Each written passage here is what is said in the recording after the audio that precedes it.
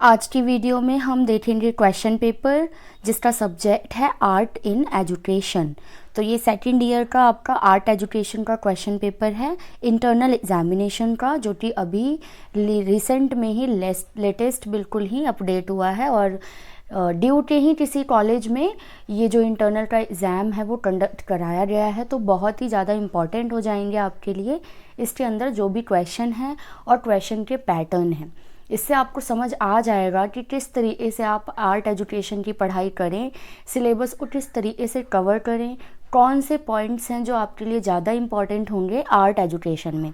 जैसे कि इससे पहले हमने मैथमेटिक्स एजुकेशन का देखा था और वहाँ हमने देखा कि थ्योरी से ज़्यादा वहाँ पर आपसे एक्टिविटीज़ और एग्जाम्पल्स पूछे हुए थे।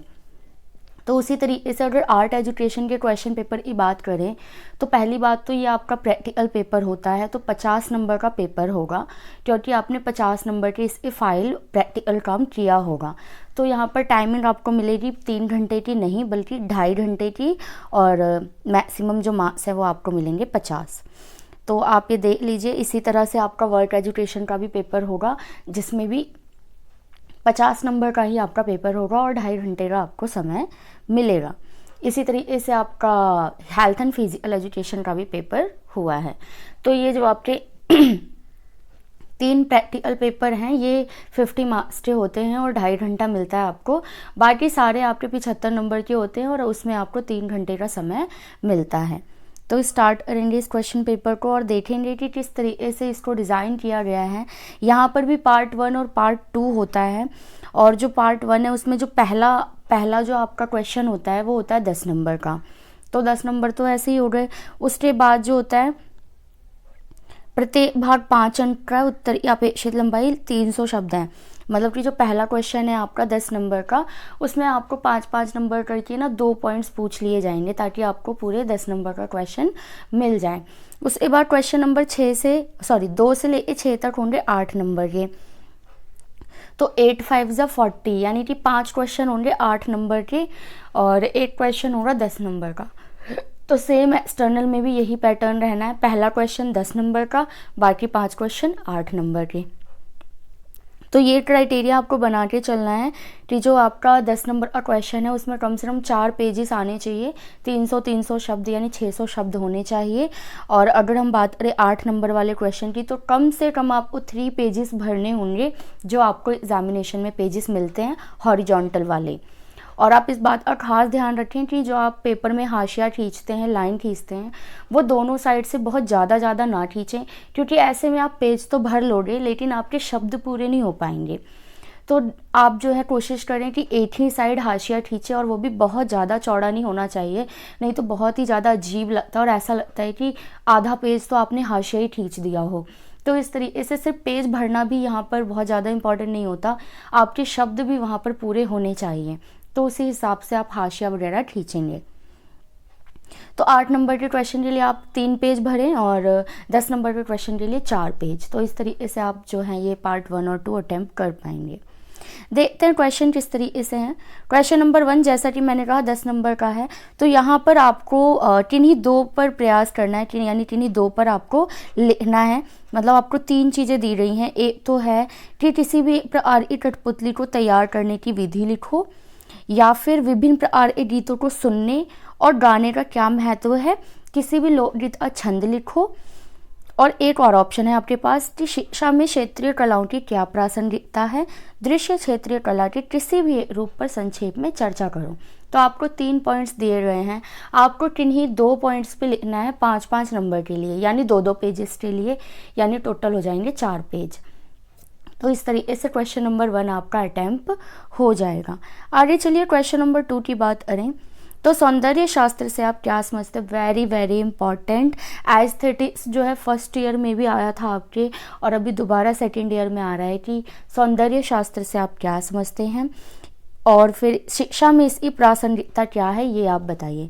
मैं एडवाइस दूंगी आपको कि अगर आप हिंदी मीडियम के हैं तो क्वेश्चन को हिंदी में तो पढ़ें ही, लेकिन कई बार ट्रांसलेशन काफ़ी उल्टी सीधी हो जाती है, तो इंग्लिश में ज़रूर एक बार आप क्वेश्चन को पढ़ लें कि वो क्या कह रहा है। जैसे इसी क्वेश्चन को देखिए कि सौंदर्य शास्त्र से आप क्या समझते हैं, ये तो ठीक है। फिर में इसकी प्रासंगिकता की व्याख्या करें, शिक्षा, उल्टा हो गया ना, यहाँ पे शिक्षा पहले आना चाहिए था, तो इंग्लिश में पढ़ लो। What do you understand by aesthetics, explain its relevance in education. तो आपको पहले तो ये बताना होगा कि सौंदर्य शास्त्र होता क्या है, उसके बाद आपको ये बताना होगा कि शिक्षा में सौंदर्य शास्त्र के क्या रेलेवेंस हैं, क्या इसकी उपयोगिता है, ये आपको बताना है। तो क्योंकि ये 8 नंबर का क्वेश्चन है, तो उम्मीद है कि आप इसमें 8 पॉइंट्स लिखेंगे कि एजुकेशन में सौंदर्य शास्त्र के क्या महत्व है। ये 8 पॉइंट्स आपके मतलब 2 पेज पे हो जाएंगे अगर आप 4-4 पॉइंट्स करते हैं, और एक पेज पर आप ये बताएंगे कि सौंदर्य शास्त्र क्या होता है, तो 3 पेजेस आपके हो जाएंगे। और मैं फिर से कह रही हूँ कि आप जो है हाशिया बहुत ज़्यादा ना खींचें, इससे आपका पूरा पेज ही भर जाता है और ऐसा लगता है आपने थोड़ा सा ही लिखा है, और सच में वहाँ पर अगर आप अपने शब्दों को गिनोगे तो कम ही होते हैं। तो हाशियों को छोटा खींचे और अच्छे से पेजेस को लिखे, ताकि आपके शब्द भी पूरे हो जाएं। सिर्फ पेज भरने से काम नहीं चलेगा।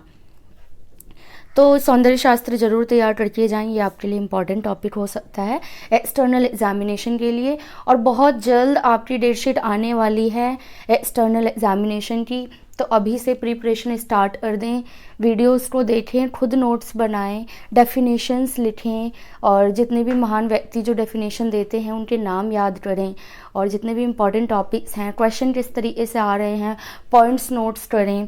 तो ये सारी चीज़ें स्टार्ट कर दीजिए। आगे देखिए, आपका क्वेश्चन नंबर 3 है, what do you understand bye arts and arts in education. Very very important, ये पहला ही यूनिट है आपका आर्ट कि आर्ट में और आर्ट इन एजुकेशन में क्या अंतर है, आपको ये बताना है। मैं पढ़ा चुकी हूँ, फिर भी मोटा मोटी बता देती हूँ कि आर्ट का जो रिलेशन होता है वो ओवरऑल लाइफ से है हमारा। आर्ट इन एजुकेशन तब हो जाता है जब हम शिक्षा को आर्ट से जोड़ देते हैं। फिर आपको बताना है what is the importance of its teaching learning process, कि इसकी शिक्षण अधिगम प्रक्रिया क्या महत्व है, मतलब इसको पढ़ाने से क्या होगा। आर्ट को पढ़ाने से बच्चे में रुचि आएगी, मनोरंजन को स्टडी होगी, लाइफ टाइम याद रखेंगे, स्थायी ज्ञान मिलेगा। ऐसे बहुत सारे पॉइंट्स आप इसके अंदर ले सकते हो। और अगर आपको ये क्वेश्चन नहीं करना तो आपको ऑप्शन में भी एक क्वेश्चन मिलता है कि किसी भी विषय में संगीत, नृत्य और नाटक को एकीकृत करके, इंटीग्रेट करके आपको क्या करना है कि 1 घंटे की आपको पाठ योजना बनानी है। तो आर्ट एजुकेशन की आपको लेसन प्लानिंग करनी है यहाँ पर, जिसके अंदर आप संगीत, नृत्य, नाटक को इंटीग्रेट करोगे, यूज करोगे। तो अगर आपको वैसे तो सिमिलर ही बनेगा जैसे बाकी का बना है, बस कुछ स्टेप्स जो होते हैं आर्ट एजुकेशन के, जो लेसन प्लान बनता है उसमें अलग होता है। तो मैं कोशिश करूँगी कि मैं आर्ट एजुकेशन का लेसन प्लान आपको डिलीवर कर दूँ, ताकि आप वहाँ से देख लो कि अगर आपके क्वेश्चन पेपर, वैसे तो क्वेश्चन पेपर में आना ही है एक क्वेश्चन कि आर्ट का जो है आपको इंटीग्रेट करके लेसन प्लानिंग बनानी है। तो मैं आपको बता दूँगी किस तरीके से आर्ट की लेसन प्लानिंग बनाई जाती है।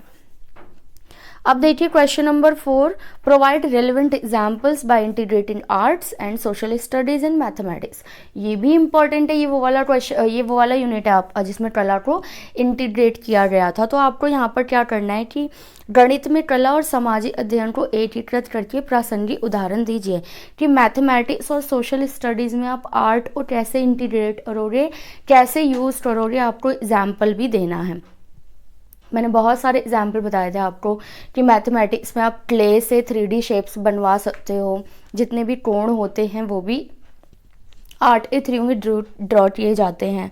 और सामाजिक अध्ययन की बात करें तो ग्लोब का मॉडल बनवा लिया आपने, तो बहुत नाटक करवा लिया, कोई ऐतिहास से जो जितनी भी घटनाएं हुई हैं तो इतिहास के नाटक को करवा लिया। तो ये सारे उदाहरण आपको इसके अंदर लिखने थे। आगे है क्वेश्चन नंबर 5, आप मूल्यांकन के उपकरण के रूप में कला का उपयोग कैसे करेंगे, या वायु प्रदूषण विषय पर बच्चों के सीखने का मूल्यांकन कैसे करेंगे। मतलब आपको आर्ट को एक मूल्यांकन इवैल्यूएशन के टूल की तरह देखना है, और फिर आप कैसे इवैल्यूएट करोगे बच्चों को, ये आपको यहाँ पर बताना है। तो आर्ट के थ्रू आप क्या क्या करवा सकते हो, पोर्टफोलियो बना सकते हो, बच्चों को प्रोजेक्ट्स दे सकते हो, और ऑब्जर्वेशन कर सकते हो उनकी। तो ये सारी टेक्निक्स हैं जिनकी मदद से आप इवैल्यूएशन कर सकते हो। क्वेश्चन नंबर 5 में आपको एक अथवा का भी क्वेश्चन है कि जल संरक्षण पर बच्चों की शिक्षा का मूल्यांकन करें। इसमें भी आपको इवैल्यूएशन ही करना है और आपको कला को मूल्यांकन के रूप में यूज़ करना है और एग्जाम्पल भी देना है। तो ये जो मूल्यांकन वाला क्वेश्चन है इसको भी प्रिपेयर करके जाएं पेपर में, इससे भी आपको क्वेश्चन देखने को ज़रूर मिलेगा। अब आ जाते हैं हमारे लास्ट क्वेश्चन की तरफ, क्योंकि हमारे ये जो प्रैक्टिकल वाले होते हैं क्वेश्चन पेपर, इसमें 6 ही क्वेश्चन होते हैं। एक क्वेश्चन होता है 10 नंबर का, बाकी के 5 क्वेश्चन 8 नंबर के, तो टोटल 6 क्वेश्चन ही होते हैं आपके। तो छठा क्वेश्चन है कि निम्नलिखित पर संक्षिप्त टिप्पणी करनी है आपको, यानी 2 पॉइंट्स दिए गए हैं आपको। एक तो है collage banana, collage making, and second है आपका देवी प्रसाद। तो देवी प्रसाद देखिए आपके सिलेबस से ही हैं, इसमें और भी थे रविंद्रनाथ टैगोर, महात्मा गांधी एक्सेट्रा, लेकिन यहाँ पर इन्होंने देवी प्रसाद पूछा है, तो आपको सबके बारे में थोड़ा बहुत पढ़ के जाना होगा ताकि आप वहाँ पर लिख के आ सकें। तो यहाँ पर ये क्योंकि 8 नंबर का है, तो इस हिसाब से आपको 4-4 नंबर के लिए कम से कम 2 पेज या फिर 1.5 पेज तो लिखना ही होगा। तो इस तरीके से आपका ये क्वेश्चन नंबर 6 हो पाएगा कंप्लीट। तो इस तरीके से आपने देखा कि ये जो आर्ट एजुकेशन का क्वेश्चन पेपर है वो डिज़ाइन किया गया है। और मैं फिर से बता दूं कि जो इम्पॉर्टेंट क्वेश्चंस थे वो आपके लिए रहेंगे कि आर्ट और आर्ट इन एजुकेशन में अंतर क्या है, फिर आर्ट आपको लेसन प्लान आना बहुत ज़रूरी है, और फिर इसके रेलेवेंस क्या है एजुकेशन में, ये भी बहुत इंपॉर्टेंट है, और आर्ट को इवैल्यूएशन के टूल की तरह किस तरह यूज़ किया जा सकता है ये इंपॉर्टेंट है। और साथ ही जितने भी आपके सिलेबस में नाम दिए गए हैं महान कलाकारों के, वो भी आपके लिए यहाँ पर बहुत ज़्यादा इंपॉर्टेंट हो जाते हैं। तो अगर आप इन चीज़ों का ध्यान रखें और इन टॉपिक्स को ज़रूर तैयार करके जाएं तो आपका एग्ज़ाम अच्छा ही जाएगा। और मैं तो चाहूँगी आप और भी अच्छे से प्रिपेयर करें, सारे टॉपिक्स, सिलेबस का एक भी टॉपिक ना छोड़ें, क्योंकि क्वेश्चन पेपर में क्या आ जाए इसकी कोई गारंटी नहीं है। इम्पॉर्टेंट तो होता ही है बट फिर कुछ भी आ सकता है क्वेश्चन पेपर में। तो एक तरह से आप पूरा सिलेबस वाइज मैंने सारे पॉइंट्स आपको करा रखे हैं, आप उनको एक बार पढ़ लें, एक बार एटलीस्ट सुन लें, आपके कान में चला जाएगा। तो जब आप क्वेश्चन देखेंगे ना एग्ज़ाम में तो ये नहीं लगेगा कि ये कहाँ से आ गया, आप खुद भी आंसर जो है वो बना पाएंगे उन क्वेश्चंस के। तो इसी तरीके से आप क्वेश्चन को अटैम्प्ट करें, और बहुत ही जल्द आपके एक्सटर्नल एग्जामिनेशन स्टार्ट होने वाले हैं, तो पढ़ाई को स्टार्ट कर दें।